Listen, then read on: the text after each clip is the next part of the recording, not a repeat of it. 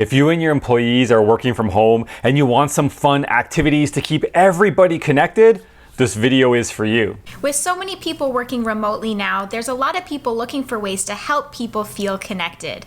We've been a remote company for years, so we're going to share some tips with you today to help you get started. So grab yourself a coffee, grab a snack, and let's get into it.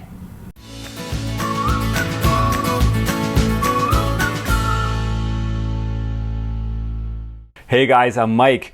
Good to see you back at our channel where we share tips and best practices that will help you level up your small business. And if you want to level up your small business, subscribe to our channel, hit that notification bell so you never miss a future video.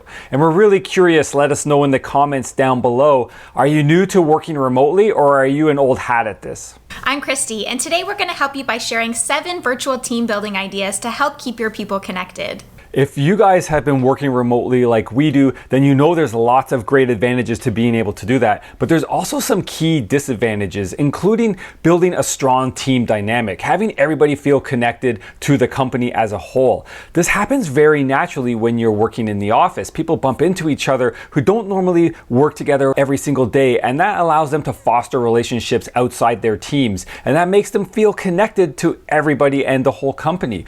When you go remote, that's a lot more difficult. You have to be a lot more deliberate about causing those same types of interactions that happen so naturally in the office remotely. And we have learned some lessons there over the years that we've been doing this. And that's why we put this video together to help you figure out how to foster those relationships. And building these personal relationships is so important for your business. When people feel more comfortable around each other and know each other on a more personal level, they collaborate better. They feel more comfortable sharing ideas or debating issues, which is very important. They understand each other's communication style better. So we're going to share with you 7 virtual team building activities that you can do to help your people get to know each other on a more personal level. Some of these are going to be activities that you want dedicated time for, and we've also thrown in some ideas for icebreakers that you can do at the start of a meeting. So Mike, help us kick off this list.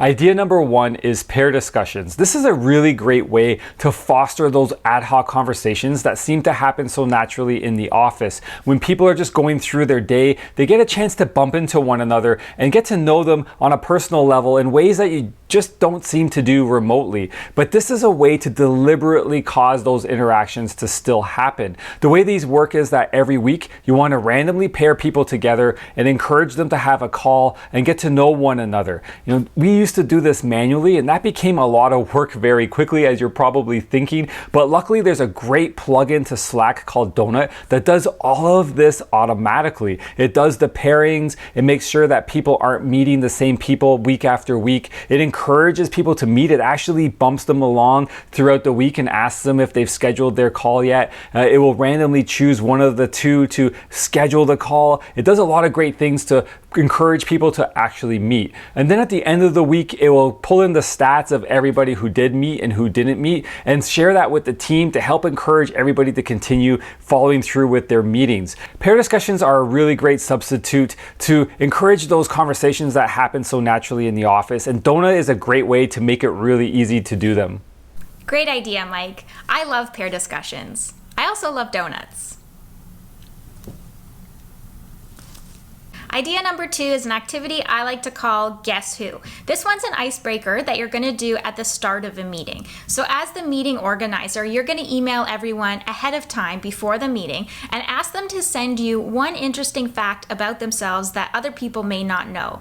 Then when you start the meeting, you're going to share one fact at a time and everybody guesses who that fact is about. It's just a fun little activity to get to know people, and maybe there's some things that you get to learn about them. Like maybe they have a crazy husky.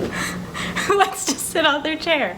Idea number 3 is virtual game time. This can be a great way to lure people in to have conversations that might shy away from those pair discussions we talked about earlier. You know, introverts especially have a hard time carrying a conversation one-on-one, and this can be a great way to have them come in, give them something else to focus on, the game that they're playing, but still have those conversations kind of happen naturally around the game. There are lots of different ways and lots of different games that you can facilitate game time with. Maybe you'll play Jackbox TV. Maybe you have a bunch of people that really like board games or card games. You can use something like Tabletop Simulator to play those. Or maybe you have a crew that likes first-person shooters. You could play games like Counter-Strike. We actually have a very long history of playing Counter-Strike at our work. Or maybe you're as lucky as we are and have a Dungeons and Dragons master at work, and they can run Dungeons and Dragons games which work really well remotely. So give game time a try. It's a great way to encourage more of those kind of ad hoc conversations and give people more chances to get to know one another on a personal level. Idea number 4 is an exercise called Proud Moment. This is another icebreaker that you're going to do at the start of a meeting, but this one doesn't require any prep work. What you do as the meeting organizer is at the start of the meeting, ask everyone to think about a proud moment or accomplishment in their life and why that moment means so much to them. Then you're just going to take turns going around and sharing one at a time that proud moment and why that's so important to them. This is a great exercise that helps you prime people because they're in a great mood when they're thinking about their accomplishments or their big successes in their life. And it also helps you understand and get to know what people value in life or interesting things about people. For example, maybe somebody's proud moment was running a marathon, or somebody else's proud moment was becoming a parent. Really helps get to know people on a very personal level and what's important to them.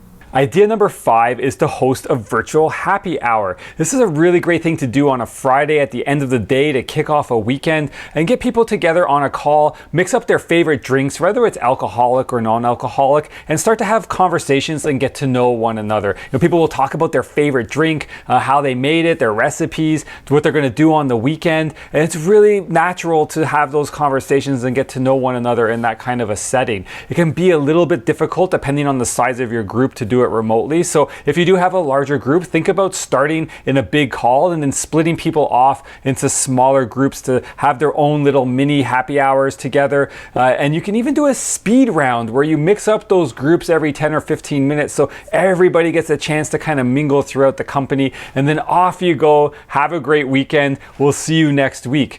Definitely think about hosting a virtual happy hour. Cheers to that idea, Mike.